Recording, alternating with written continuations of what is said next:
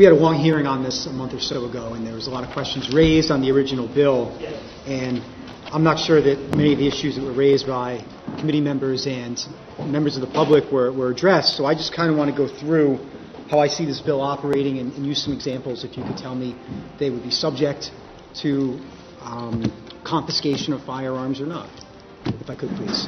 To the best of your ability, Counsel. I was going to say. Yeah, I would certainly. Okay, thank you, and I appreciate that very much. I kind of break this up into two sections. You have the civil restraining orders and then criminal convictions. So I'd like to start on civil restraining orders and then move to the criminal convictions if we could. Yes. Okay, thank you. So first let's deal with the civil restraining orders in district court. We had a really interesting colloquy among the members dealing with the two bros example. And the two bros example would be two drunk college roommates who get into a fight.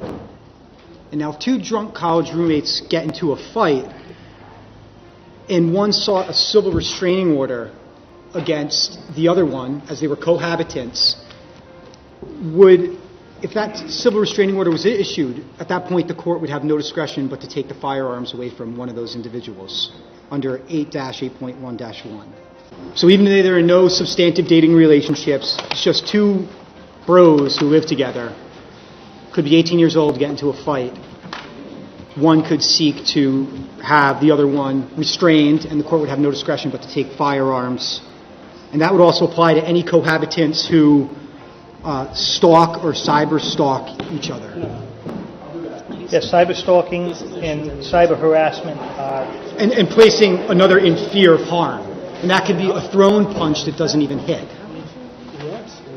Just my reading of the statute. Am I correct? Well, this statute, under the disorderly conduct section, said if the offense involves the use or attempted use of force or threatened use of a dangerous weapon. I'm still on the civil restraining order in district court. All right. We haven't gotten there. So the civil restraining order in district court can be issued where one cohabitant places another cohabitant in fear of harm. Yes. And under that scenario, the court would have absolutely no discretion but to confiscate the firearms of the restrained party. Well, the court wouldn't confiscate them, but they... Would order them turned over. My reading of it, yes. Yes. Even though there's no substantive dating relationship. Because of the definition of household member in that statute. Yes, so we're using a very broad definition. Well, that's the definition in that statute. The definitions that's used. And the same standard applies in family court restraining orders, but it's former family members or someone who's been in a substantive dating relationship within the past year. If two family members are former family members, if one throws a punch at another one and misses because they're drunk at a wedding and a restraining order is sought, that would be a mandated confiscation or turnover of firearms for the term of the restraining order. Yes, but it's not a confiscation. But yes. Okay. So,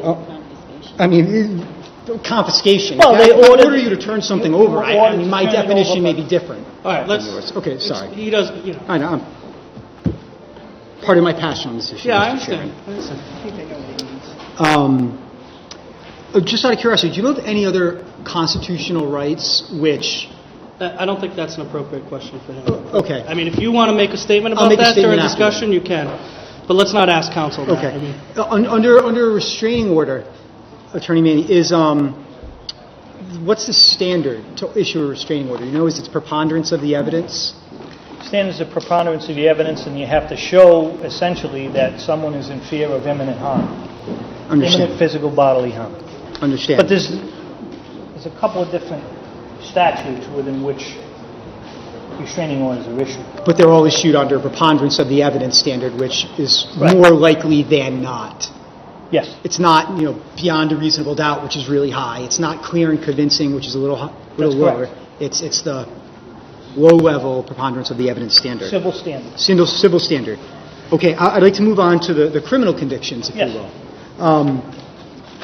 The criminal convictions, domestic violence, I believe it's 1229.5. If you commit an underlying offense on we define this again as a household member.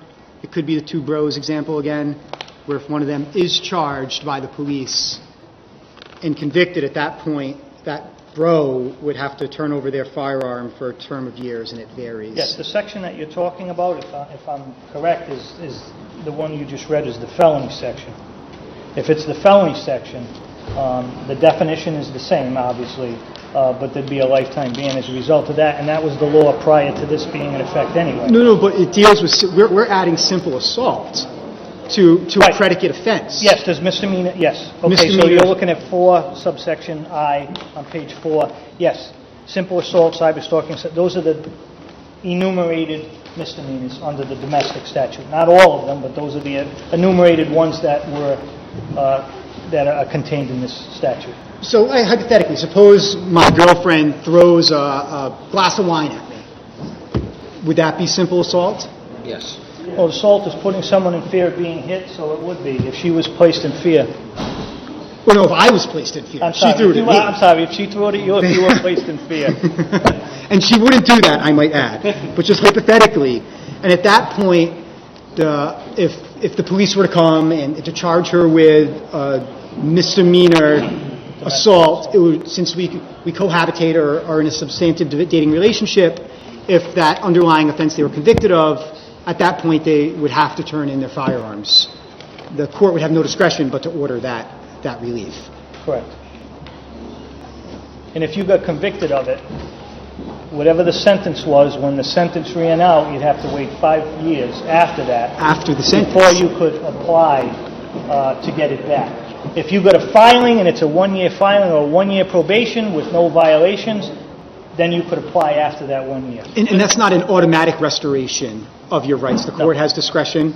Well, you have to file the motion. They have to make their decision. So the court has to make the decision once the motion's filed. It's not automatic.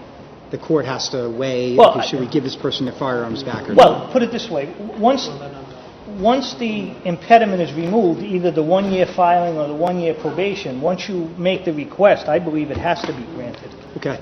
And counsel, I think it's important, you said it's 5 years after the sentence, but in a misdemeanor sentence can only be a year. So at a maximum, you're talking 6 years. The maximum is 6 years, that's correct.